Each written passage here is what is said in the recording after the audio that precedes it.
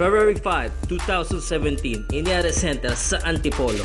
Nagtapat ang Ginebra at Alaska sa unang laro ng kanilang PBA All-Filipino Quarterfinal Series. Sa unang kalahati ng laro, halos parang walang laban ang Barangay Ginebra.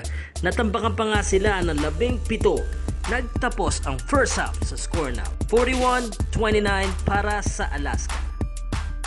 Sa third quarter, nagsimulang rumatsada ang Ginebra. Uminit pa nga ang laro at nagkapisikalan ang dalawang koponan. Pero sa bandang huli, nagwagi ang Ginebra sa score na 85-81. May pinakamaraming puntos para sa Ginebra si Tenorio na may 16 points. 15 points naman si Thompson at Aguilar. Pero ang tinanghal na player of the game ay si Sol Mercado na may 12 points.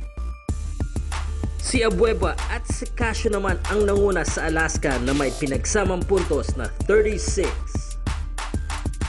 Sa Martes, magtatagpo muli ang dalawang koponan, pero ang matatalo magboborakay ng maaga. Pero kung mananalo naman ay makakatapat nila ang mananalo sa serye ng Star at Phoenix.